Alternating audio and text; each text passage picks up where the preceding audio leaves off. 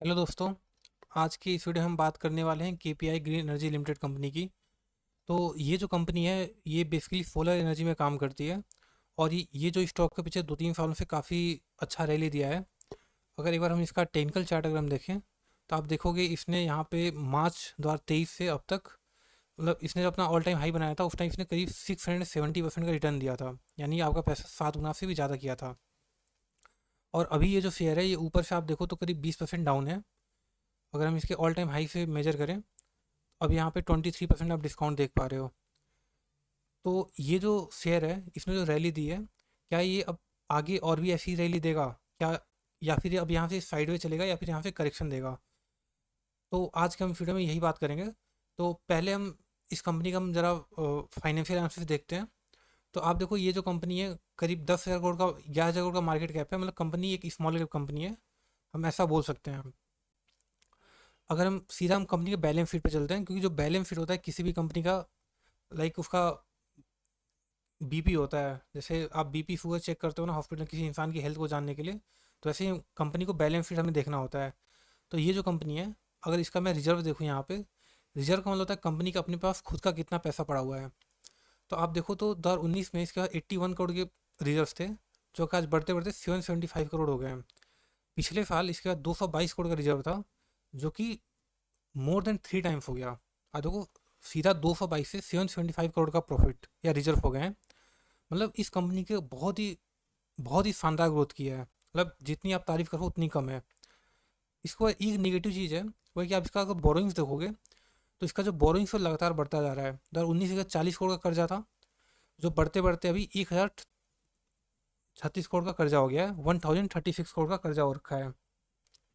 पर देखिए ये जो कंपनी है, ये कंपनी मेनली इंफ्रास्ट्रक्चर को बिलोंग करती है। इनका जो काम होता है, इनको ज़मीनें खरीदनी होती है, उनको सोलर प्लांट डालना होता है। तो इसमें इंफ्रास्ट्रक्चर का कॉस्ट बहुत ज़्यादा होता है। तो इस कंपनी को ग्रोथ करना है तो उसको लोन लेना ज़रूरी है, क्योंकि अभी ये कंपनी छोटी है तो जितना ग्रोथ होगा, इनके अपना खुद का पैसा तो है नहीं उतना, तो इसलिए इन्हें लोन लेना पड़ेगा। तो ठीक है, बट अगर हम ये देखें कि इन्होंने जो लोन लिया है उसका इन्होंने यूज़ क्या किया, इससे मैनेजमेंट की काबिलियत पे हमें उम्मीद जगती है कि हाँ, मैनेजमेंट मैनेजमेंट जो है अच्छा है। अगर आप यहाँ पे देखो इनका जो फिक्स्ड एसेट्स है, तो फिक्स्ड एसेट आप देखो तो इधर लाइक करीब 250 करोड़ के थे इनके पास 2021 में, और ये बढ़ते बढ़ते यहाँ 979 करोड़ के हो गए हैं। आप यहाँ पे देखो तो 482 करोड़ का इनके पास फिक्स्ड एसेट था, और उस टाइम बोरोइंग इनके पास 446 करोड़ की थी, मतलब 446 में कर्जा था। और इन्होंने करीब 1,036 करोड़ अब कर्जा हुआ है, मतलब 600 करोड़ पे ज़्यादा कर्जा लिया है। तो क्या उन्होंने 600 करोड़ का किया क्या? तो आप देखो इन्होंने अपना एक्सपेंशन बढ़ाया है, मतलब 482 करोड़ से बढ़ के आज 929 करोड़ का फिक्स्ड एसेट हो गया है।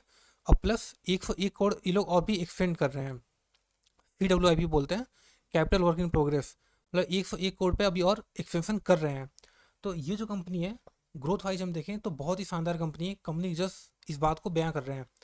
इसके अलावा आप सेल्स में भी देखोगे तो कंपनी के सेल्स कंटिन्यूसली बढ़ते जा रहे हैं। 230 करोड़ से सीधा 1,100 करोड़ सेल्स पिछले 2-3 सालों में।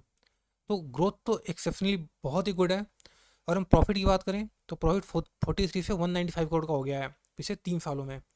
तो कंपनी के अंदर ग्रोथ बहुत ही अच्छी है, मतलब बहुत ही शानदार ग्रोथ आप बोल सकते हो। इसका फ़ायदा भी इन्वेस्टर्स को मिला। आप देखो स्टॉक प्राइस CAGR कितना, लाइक ट्रिपल डिजिट में चल रहा है। बट हमें इसको देख के इन्वेस्ट नहीं करना चाहिए, क्योंकि इस टाइप की जो कंपनी होती है जो फ्यूचर ओरिएंटेड कंपनी होती है कि भविष्य में ऐसा करेंगी, हमें उन कंपनी में पास्ट नहीं देखना होता है, हमें उन कंपनी फ्यूचर देखना होता है। हालांकि सुपर पावर तो है नहीं कि हम फ्यूचर देख लें। तो हमें इन कंपनीज को लाइक ट्रैक करना पड़ता है काफ़ी ज़्यादा कि इनके पास कितना ऑर्डर ऑर्डर बुक है, कितना इनको ऑर्डर मिल रहा है।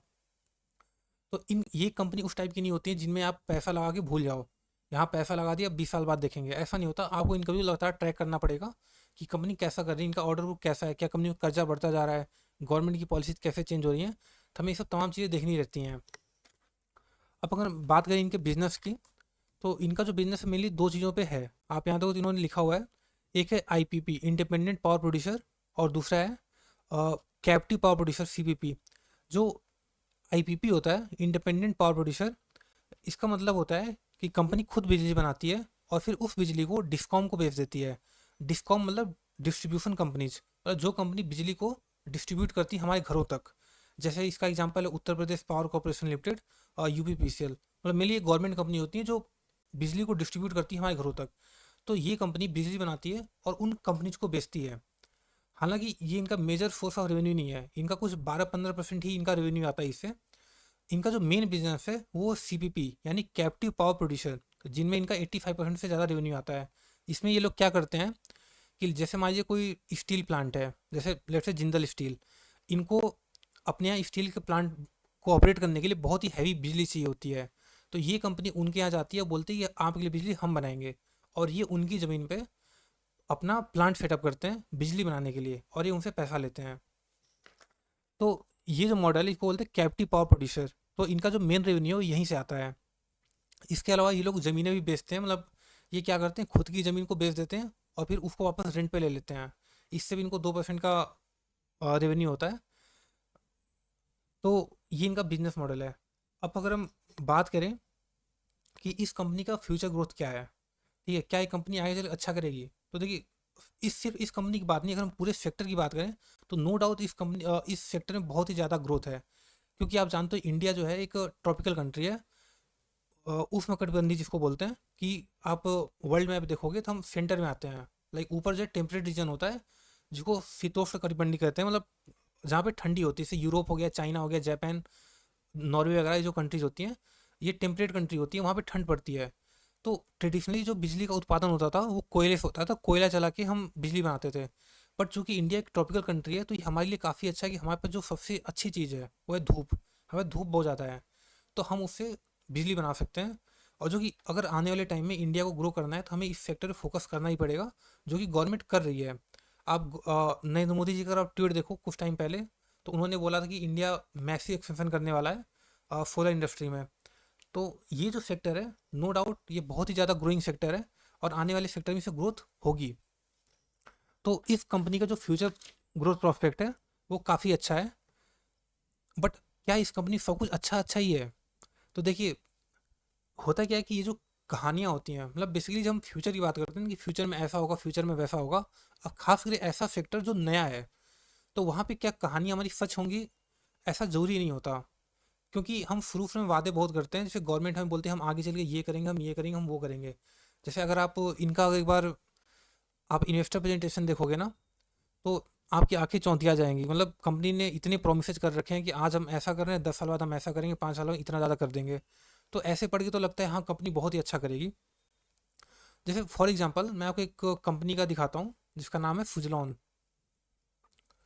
फुजलॉन एनर्जी, मतलब बड़ी कंपनी, 1 लाख करोड़ का मार्केट कैप कंपनी का। तो एक बार इसके मैक्स पे अगर हम क्लिक लॉन्ग टर्म का चार्ट देखें तो आप देखो ये जो कंपनी थी ये सन 2005 में लिस्ट हुई थी। 138 रुपीज़ का शेयर था उस टाइम पे, और उस टाइम से रैली दिया था काफ़ी अच्छा। आप देखो इधर 400 चला गया था, मतलब 3-4 गुना इसने पैसा कर दिया था। बट उसके बाद क्या हुआ, 2008 के बाद ये कंपनी यहाँ से 99% गिर गई, और इसके करीब 12-15 सालों तक ये कंपनी नहीं चली। और आज भी देखो तो पिछले 1-2 सालों से तेज़ी दी है, बट अपना जो ऑल टाइम हाई था, जो इसने करीब 15-16 साल पहले बनाया था, वहाँ तक नहीं पहुँच पाई है। तो होता क्या है, जब ये कंपनी उस टाइम मार्केट में आई थी तब भी कहानियाँ बहुत सारी थी कि फुजलोन एनर्जी है काफ़ी अच्छा करेगी। बट होता क्या है, जब वक्त ख़राब होता है तो हम कभी गेस नहीं कर सकते। जैसे ये जो पीरियड था 2008 का, उस टाइम आपको पता है लेमन ब्रदर क्राइसिस हुआ था, 2008 में शेयर मार्केट गिरा था। उसके बाद से ये कंपनी भी गिरी थी, उस टाइम सभी गिरे थे, सॉरी। बट बात यह है कि ये कंपनी गिरने के बाद उठ नहीं पाई वहाँ से, क्योंकि उसका कर्जा बहुत ज़्यादा था। तो सेम जो केपीआई ग्रीन एनर्जी है, मैं ये नहीं कहता इसके साथ ऐसा होगा, बट जो भी हम न्यू सेक्टर की हम बात करते हैं, हम कभी भी ये श्योर फॉर नहीं बोल सकते कि आने वाले टाइम में उसके साथ क्या होगा। क्योंकि देखो इन कंपनी में कर्जा बहुत ज़्यादा होता है। जैसे मैंने आपको इधर दिखाया बैलेंस शीट पे, ये कंपनी में कर्जा बहुत ज़्यादा है, और ये फर्दर ग्रोथ भी करेंगे, तो ग्रोथ करेंगे तो और कर्जा लेंगे। तो अगर बाई चांस अगर कहीं बुरा समय आए, जैसे हमारी रिसेशन आ गया, गवर्नमेंट कहीं चुनाव हारने लगी, तो उसको लगा यार कि अब हमें फोकस जो है यहाँ से शिफ्ट करके कहीं और करना है, तो गवर्नमेंट क्या करेगी, कुछ टाइम के लिए इस चीज़ को होल्ड पे डाल देगी। और जब होल्ड पे डाल देगी तो इनके सेल्स कम होंगे, बट इन्हें लोन जो लिया उसका इंटरेस्ट तो भरना पड़ेगा। तो इन कंपनी की हालत बहुत ख़राब हो जाती है। तो इन कंपनी के अंदर ये एक बहुत बड़ा रिस्क है। इसके अलावा रिस्क जो है, मतलब एक रेगुलेटरी रिस्क तो है ही, एक जो गवर्नमेंट की पॉलिसी हम बोल सकते हैं। दूसरा है कि एक जो इसके अंदर ग्रिड इंटीग्रेशन की जो पॉलिसी है, कि इंडिया के अंदर ऑलरेडी ऑलरेडी जो इंफ्रास्ट्रक्चर है ना, वो जो थर्मल प्लांट होते हैं उनके लिए सपोर्टेड है। तो उसके लिए भी एक लाइक बहुत बड़ा गवर्नमेंट को स्पेंडिंग करनी पड़ेगी उस चीज़ को करने के लिए, ताकि हम कैपेबल हो सकें कि सोलर इंडस्ट्री की एनर्जी हम ले सकें। एक प्रॉब्लम है लैंड एक्विजिशन की। इस कंपनी को ज़मीन चाहिए होती है।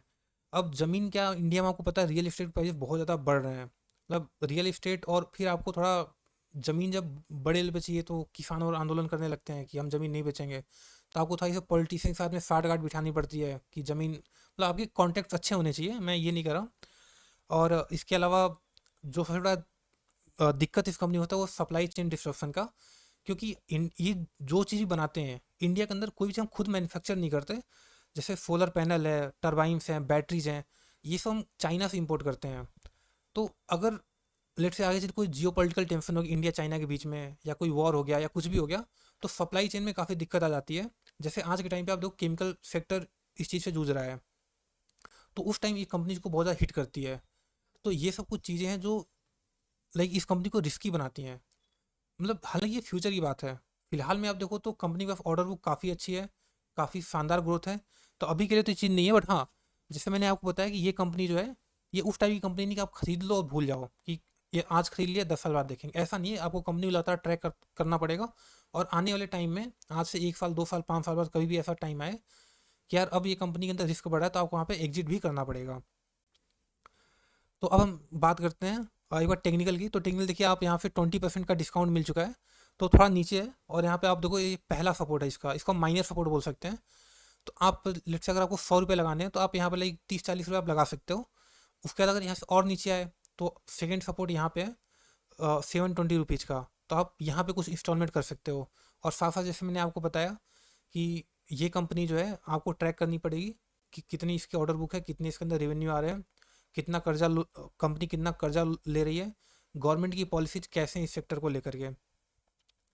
तो रिस्की कंपनी है बट हाई रिवॉर्डिंग कंपनी है। मतलब इसको हम बोल सकते हैं हाई रिस्क हाई रिवॉर्ड, कि रिस्क ज़्यादा है बट रिवॉर्ड भी बहुत ज़्यादा है। तो उम्मीद है कि आपको ये वीडियो पसंद आई हो। अगर आपको वीडियो पसंद आई है तो आप वीडियो को लाइक करिए, और आपको कोई फीडबैक है तो आप कमेंट सेक्शन में दे सकते हो। इसके अलावा आप चाहो तो आप मेरा चैनल भी सब्सक्राइब कर सकते हो। धन्यवाद आपका वीडियो देखने के लिए।